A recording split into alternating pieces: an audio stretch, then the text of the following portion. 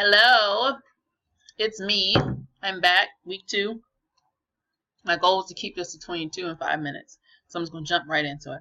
First question is, why is it important to complete a readiness assessment prior to starting exercise? A readiness assessment is also known as a physical, also known as a screening.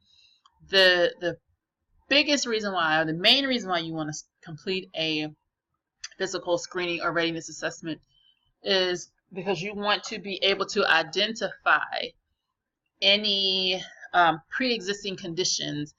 You may have people who are diabetic, and they may have dizziness issues. You may have people who have joint issues, people who have heart issues. These are the things that you would be able to identify when conducting a readiness assessment. Why is it important to assess your physical fitness level? Why is it important to assess your fitness level? Because you need to see, it gives you an accurate baseline of where the member is, where the person is. You could be like me, military, exercise 4 out of 7 days, maybe sometimes 5 out of 7 days a week. So you get someone like me, I may be able to start at more of an intermediate level versus I might be able to work at an advanced level versus an intermediate level. If you would get like a random person off the street who's new to exercises, they would need to be able to start at a more intermediate level. So once again, assessing your beginning fitness level allows you to get an accurate picture of where that person is in terms of their fitness, so that you'll be able to better mold that person's fitness regimen or routine to what they needed to be. My results, I found that I was above average. Once again, the reason why I believe I'm above average because I'm military and I have to exercise pretty much every day. As far as how did I compare to other individuals within my age range, like I said, I was above average. Was I happy with the results? Yes, I'm happy with the results. So I have 3 ways that I can improve my results. One thing I can do is I can increase the amount of times I exercise a week. I can vary in my exercise type. I'm typically a person who likes to run. And so the one thing that I find is my body is used to running long distances versus to where my strength training may be something I need to increase. So if I were to vary the type of cardio exercises that I do, I could find myself having a better result in the end and being able to improve my cardio level altogether. Weight loss is another thing you can do. The less you eat, the less tendency you have to gain weight, the less weight you have to carry, the faster you typically will be able to move. It doesn't happen in every situation, but 9 times out of 10, that's typically what happens. Lastly, the last thing I can do,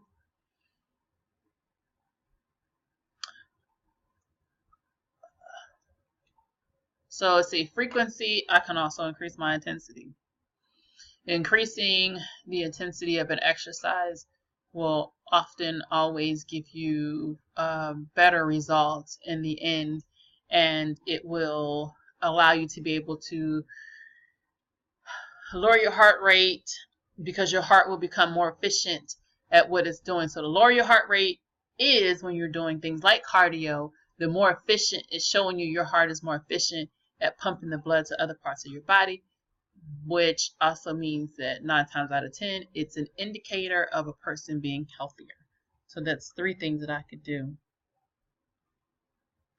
So how does my lifestyle factor or physical fitness affect my overall health and wellness? So I am a firm believer, and it's scientifically proven that they both go hand in hand. So my lifestyle factor, like I said, my job is military, so I have to exercise. Okay, so that's the aspect of the physical fitness, and it fits into my overall health and wellness by allowing me to be able to be healthy enough to combat certain diseases. Like heart disease, or prevents me from having certain issues like diabetes or stroke. It lowers my chances of having to deal with those type of illnesses because of the fact that I am a person who engages in moderate to intense exercise majority of the week. So the next question is, how do these results relate back to my physical wellness results from week 1? So my physical wellness results from week 1, I spoke about how I am a person who believes in low carb. So when you believe in low carb, you have a tendency to consume more high protein, high fat foods such as cheese, nuts, meat, a lot of veggies. And so if you look at the food pyramid the way it is now, you would be pretty much inverting that food pyramid because you'll be cutting out carbs. I feel like me being above average, it kind of solidifies to me that I have found what works for my body. And I'm going to go a bit further and say, when you look into my cholesterol levels are good, weight is good, fitness levels are good. So at one point in week 1, when I thought I needed to adjust, it shows me that maybe I don't need to adjust. Maybe I need to continue to do what I'm doing because it's working for me. Every person is different, and their body reacts differently to what they do. Once again, I found what works for me. Are there other ways to do what I do, or other ways that I can find to make myself healthier? I'm sure it is, but as of right now, once again, I found what works for me. So I'm okay with that when comparing to week 1. So what other dimensions of wellness does physical wellness affect, and how? So physical wellness affects me occupationally. Once again, my job is Air Force. Physical wellness, it would affect mainly my occupational, and obviously physical, but mainly occupational and physical. It affects me occupationally because I have to be at a certain standard of health to be able to retain my job. And obviously physical because I am taking care of myself nutritional wise and exercise wise, or physically. And so my physical is good to go. And you have other aspects like intelligence, which I really don't feel like it touches the intelligence. Social, not really social. I know I'm missing some. I'm sure I'm missing some. Maybe economic is one.